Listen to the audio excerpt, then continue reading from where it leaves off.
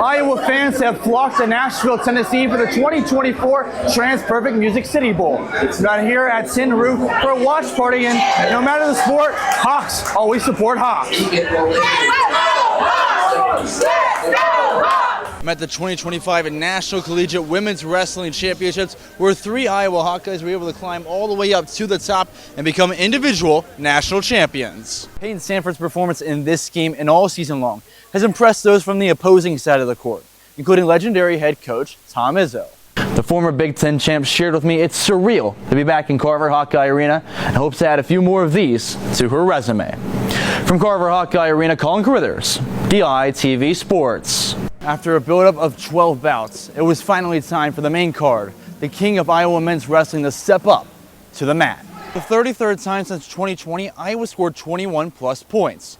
But for the first time in those 33 contests, it wasn't enough, especially against Brady Cook's MVP performance. Now Brady, we talked about it in the breakdown earlier, could be a really close game and expected some Big Ten hard-nosed football. So if I want that belt back, I'm gonna need to bring in some magic. So here's this, Brady.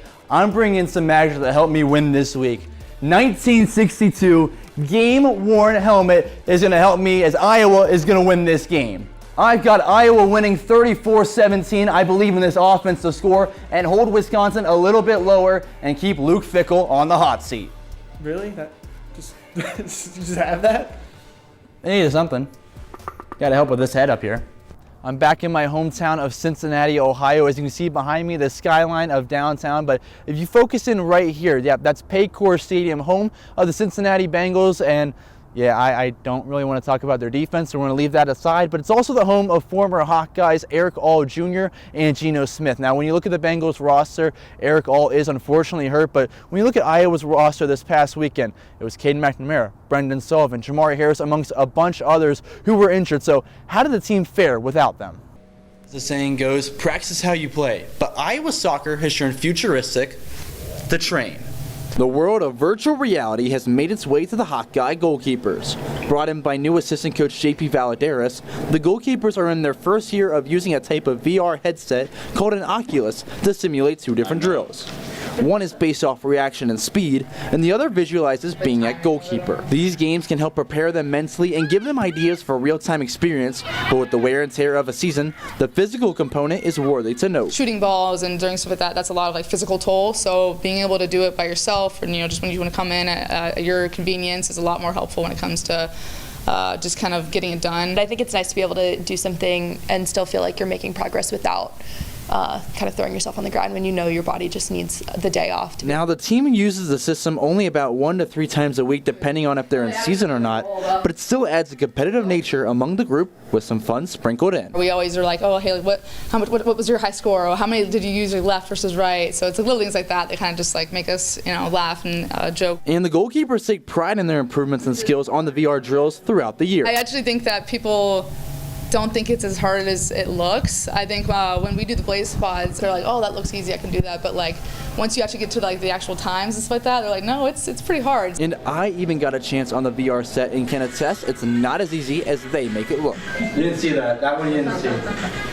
With this unique way to train, Iowa Soccer hopes it continues to aid to their already stellar season. From the Iowa Soccer Complex, Collin Carrithers, DITV Sports.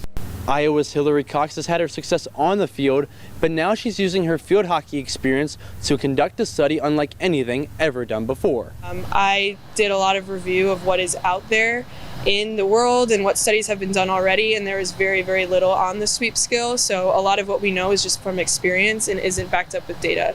A sweep skill is mostly seen during penalty corners and looks something just like this, flat and quick. So for their study, they'll have participants do just that. And we realized, I think there was only 1 or 2 different studies that had actually studied it. And so we wanted to contribute to the literature by providing some objective analysis about what makes a successful sweep happen. They'll be looking for certain metrics including acceleration, knee angle, and stick angle, but to be able to pick up this data, They'll be using a special tool from Hillary's professor, Rachel Vitale. We're putting these sensors on different body segments, and because we're collecting all of this data, we can actually figure out how they're moving. The study will also serve its benefits for players and their health. What we're doing with this study and the information we'll gain from it as well will help maybe in the future guide injury prevention strategies for field hockey. Now, Cox has been flooded with academic awards. She was named to the Big Ten Fall Academic All-Conference team last year and was on the Division I National Academic Squad in 2022. But this is a sport that's been near and dear to Hillary's heart ever since she was young. So I started playing field hockey when I was 10. One of my best friends joined a rec league at the Park District over the summer, and I fell in love with the sport. I think it's fast-paced, it's exciting, there's a lot to learn. Using the wearable sensors to understand something that she has done over and over and over again for more than a decade. Hillary Cox and Professor Vitale are hoping to have their data collected in full by the end of the fall so they can start to analyze it during the spring semester. From Grantfield, Collin Carrithers, DITV Sports. But there are a lot of other events leading up to this weekend's football game for homecoming, but DITV's Collin Carrithers visited one that's brought together the entire Big Ten Conference for a greater cause. So this year, there's a huge decline, especially in youthful donors. Back in July, the American Red Cross declared an emergency blood shortage as their national blood inventory dropped by 25%. With such a major blood shortage in the country right now, the Big Ten has teamed up to compete to bring out more donors. All 18 Big Ten schools are accepting submissions for the We Give Blood Drive competition. The goal for each individual school is to bring out the most donors, which is then also calculated to how many lives that school has saved. As of 7:20 p.m. on October 24th, Iowa sits in 4th place in the competition with 458 donors.